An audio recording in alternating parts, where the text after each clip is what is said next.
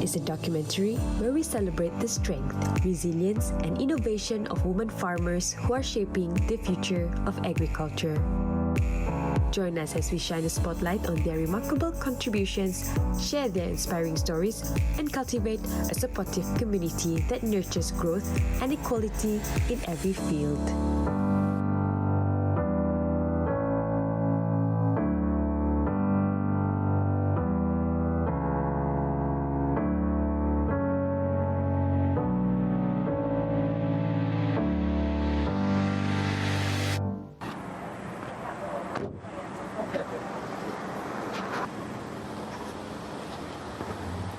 Uncle, Ya, berapa harga sigit to nanas to? segi ini tumpuk. Oh, setumpuk. Ya, setumpuk RM10. Kalau ikut biji, ada sebelah sini ada biji. Ada yang RM8, RM5 ikut size. Ikut size dia. Tok jenis nanas apa to, Uncle? Ini Morris. Selalunya produk apa yang digunakan untuk tanaman nanas to? Untuk produce produk apa? Produk macam jam nanas kah, buat sayur-sayuran campur dengan macam ayam, sedap masak. Air jus. Air jus ya. Asal nak minum air jus tak, Uncle? Jadi kami beli satu tompok. Boleh, boleh. Satu tompok RM10. RM10. Okey, terima kasih. Okey. Datang lagi. Pineapples are very popular in Malaysia because it's very sweet and commonly used in food. This is one of my favorite fruits, so let's make some juice. Welcome to Farmeret, empowering women in agriculture. Today, we are at one of the most famous agricultural landscape here in Miri, which is the Sungai Ado. I'm Hazika Amir, your host, and today I'm going to introduce you to the story of a wife, a mother, and a farmerette with a strong business goal in mind and an extraordinary pineapple farm. We will hear and witness Madam Sarah Anyi's 24 years of journey in the pineapple industry since 1999, from strategizing her business plan, planting the seeds, and growing her lush pineapple farm. In Sarawak, there are two types of pineapple that are widely enjoyed by the people, which is the Morris pineapple and the Entry 6 pineapple. These two pineapples are commonly used in food, from main dishes to delicious desserts, which make these two pineapples are very high in demand. Nama saya Puan Sarah Anyi, saya pengusaha nanas dari tahun 99 sampai sekarang. Oke, saya berkebun dari mula hanya 1-2 eka. Saya rasa berkebun nanas adalah suatu yang membawa kehidupan yang lebih bagus. Jadi saya sekarang berkebun nanas dalam 13 eka. Oke, yang mendorong saya untuk terus berkebun nanas sebab saya rasa menanam nanas adalah suatu yang agak senang dari mengusahakan kebun-kebun yang lain lah. Jika kita pandai menjaga nanas kita, kebun kita, kita akan terus berjaya. Oke, dalam 10 tahun yang lepas, kami menanam nanas hanya dengan cara kami sendiri. Lepas itu, tahun 2015, kami banyak mengadakan kursus, dan kursus dibuat oleh dari Jabatan Kerajaan, yaitu Pertanian dan juga Lembaga Nanas Malaysia. Dari sana, kami banyak belajarlah macam mana membuat menanam nanas yang lebih bagus lagi. Saya menanam nanas ada dalam 6 jenis, tapi yang saya usahakan yang lebih senang ditanam adalah nanas Morris. Jadi yang saya tanam sekarang N36, MD2, Morris, nanas Marudi, nanas Keningau Sabah, dan Sarawak Gold. Mula-mula kita menanam nanas, kita akan membersihkan tapak tanaman. Lepas itu kita akan membuat paparitan yang betul. Kita akan menanam nanas dari permulaan kita menanam nanas 3 bulan kita akan membaca. Lepas itu 6 bulan kita akan membaca. 8 bulan kita akan membaca dan sampai menuai kita akan menuai dalam 12 bulan kita akan mendapat hasil. Cara kita membagi masa kita untuk membuat kerjaan seperti ini sangat mencabarlah sebab jaga anak kita perlu masa juga dan jaga suami juga kita perlu masa dan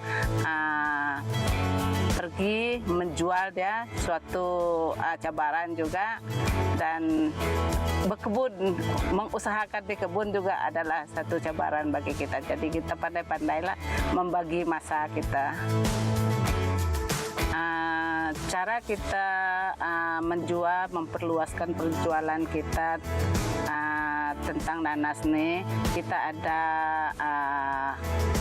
pembeli dari Brunei dan dari Miri sendiri, jadi sangat merangsangkanlah sebab nanas nih adalah suatu kegunaan kita setiap hari. Jadi ia juga baik untuk kesehatan kita. Oke, rancangan kita untuk masa depan kita ingin memperluaskan tanaman nanas kita dari 10 eka ke 20 eka macam tu sebab dia suatu pendapatan yang sangat lumayan lah bagi kami pekebun nanas. Oke, cara kita menghadapi masalah penyakit COVID yang lepas, kita hanya menjual di tepi jalan untuk supaya kita dapat menjual hasil kebun kita. Jadi ia sangat mencabarlah bagi kami sebagai pekebun. Jadi kita selepas COVID kita bangkit semula untuk semakin bergiat lagi macam mana cara kita memperkembangkan kebun nanas kita. Inisiatif yang diberikan oleh Jabatan Pertanian yaitu seperti baca untuk membuat parit dan memperbaiki jalan ladang. Selamat pagi kepada warga Sarawak. Nama saya Encik Denganyi. Saya merupakan pekebun nanas di Sungai Adong Miri. Masalah dalam kebun nanas ini, kalau kita sudah lama menanam nanas di tempat itu, jadi nanasnya tidak berapa subur lagi karena tanahnya sudah tidak berapa sesuai. Jadi kita harus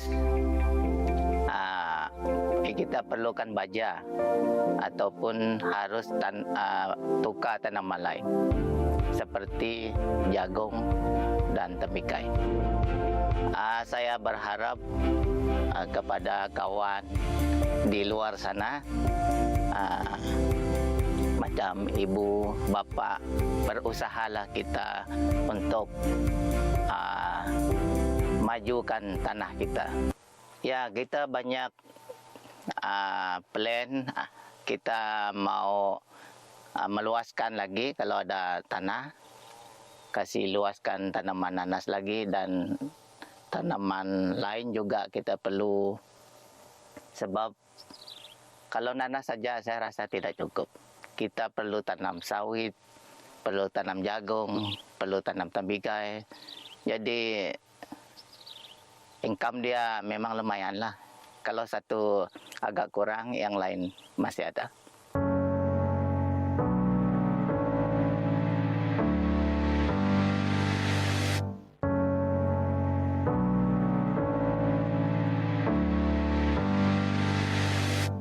To grow this big pineapple farm requires skills, knowledge, and experience. And today, we're going to take a closer look on how Madam Sarah Ani, with the 24 years of experience, plant her pineapples and nurture her amazing farm.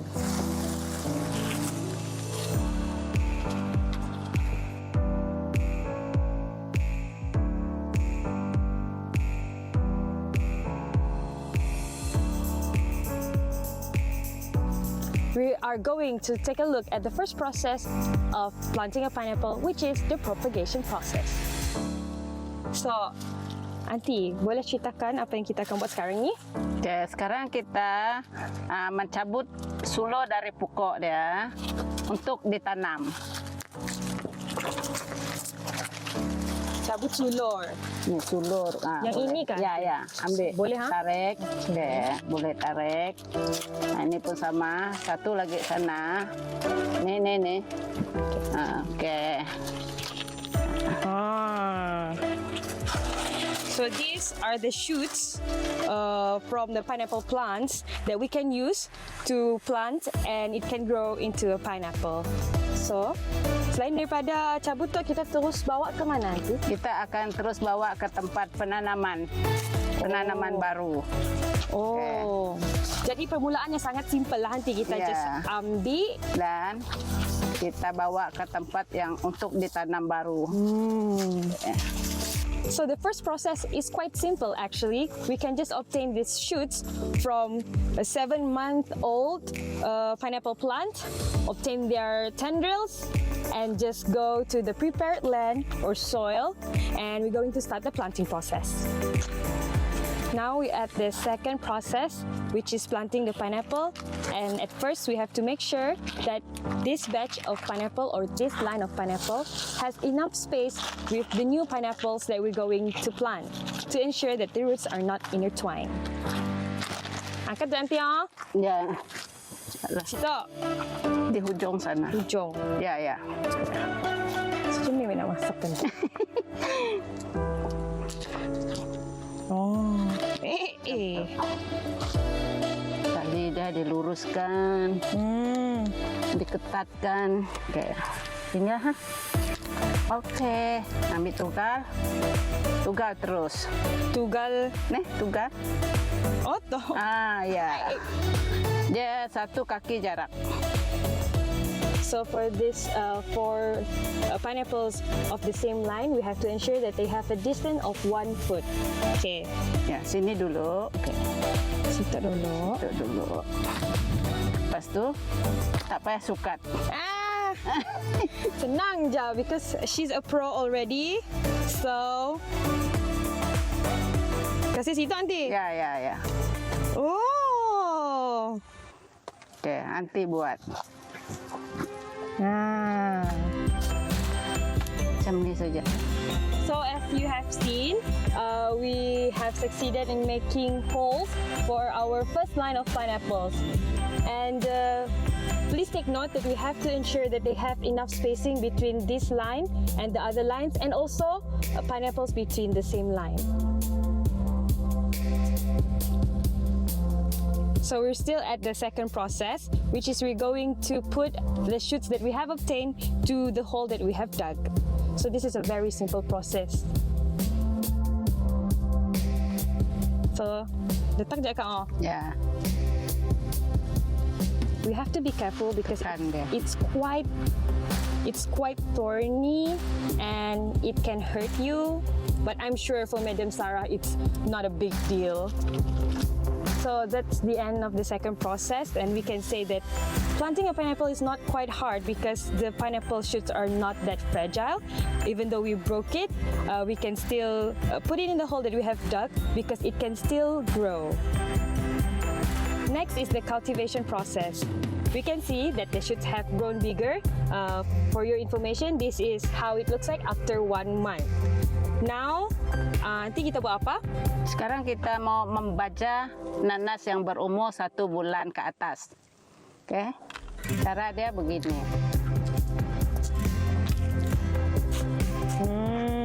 Apa kelebihan baja ni, Kak? Kelebihan baja dia supaya akar dia cepat tumbuh dan cepat membesar. Jangan simpan di dalam. Oh, ya, kasih boleh tak? Okey. Dua Kasih je. boleh. Ya, macam tu aja. So, we can see that we need to put fertilizers to ensure that the pineapple shoots can receive enough nutrients such as phosphorus, potassium, and other micronutrients. But it is also important that to put the fertilizers, we have to carefully put them at the side of the pineapple shoots, because if it's in the leaves, like in this area of the leaves, it will harm the pineapple shoots.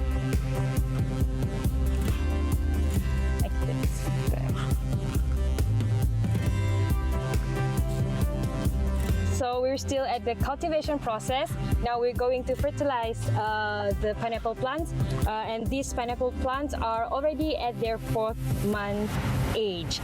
And this is quite different from the previous one because we didn't put it at the side, but we put it at the middle, in between these pineapple plants.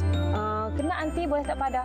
Kena mestilah tengah-tengah, bukanlah tepi. Sebab dia punya urat sudah dapat ambil makanan dari baja itu di tengah, kan daun dia macam ni, dia urat pun sudah panjang macam ni.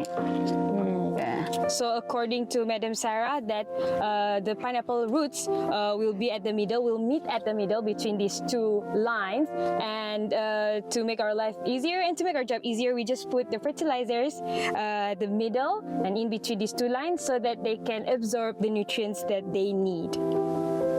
Now we're seeing the pineapple plants during their 5th month phase. So interestingly, we don't have to put fertilizers frequently, and now we're just going to maintain and ensure that the crops are fine. Kita akan merumput na. Ya, merumput. Okay. Kita akan cabut rumput lah. We're going to do some weed control here. So according to Madam Sarah, it is important for us to do some weed control because, as you can see, these are also these weeds also need sunlight, also need nutrients. So when they're living together with the pineapple plant, they will compete nutrients, sunlight, and to ensure that the pineapples receive enough nutrients, we have to pick up all these weeds. So according to Madam Sarah, pineapples are very easy to grow because they can save water for themselves. According to, betul kan Kak yang pucuk? Ya, pucuk tu. Yeah, according to her, these shoots can save water for themselves and they can survive within 3 months of drought. And interestingly, the soil or the land also plays a part in maintaining these pineapples because these are peat soils, and the distance between the water source for the pineapple plants are just 2 feet or 1 foot distance to the water source. So it's easy for them to grow and have water for themselves.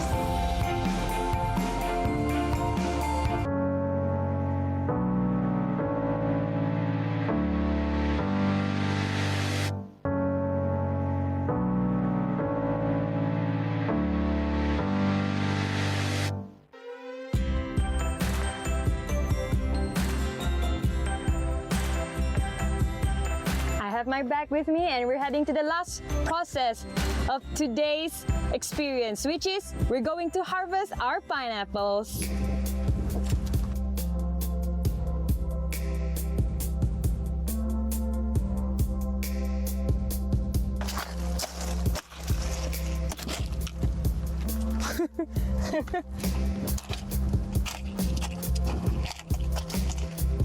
Okay, so this process is quite brutal, you guys. We have to slash the pineapple fruit from the shoots, and we're gonna take home. I'm gonna put this in my basket. Letak je Kak Oh. Nah, letak saja. Letak saja belakang. Nah, Okay. ni kamu pegang. Alright. Oh my God, this looks so yummy.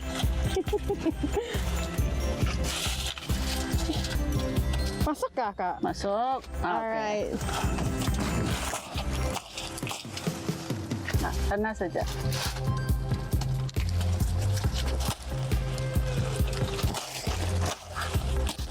We're approaching the end of our program for today. And I can say today was quite a pineapple fruitful of experience. Thank you so much, Madam Sarah, for having us today and teach me on how to plant a pineapple.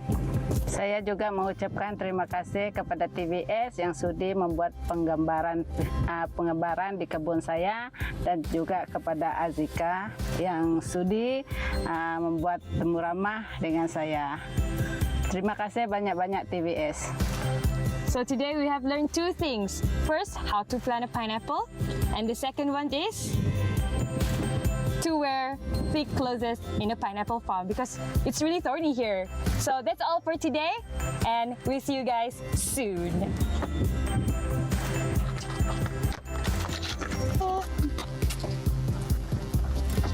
Cantik oh.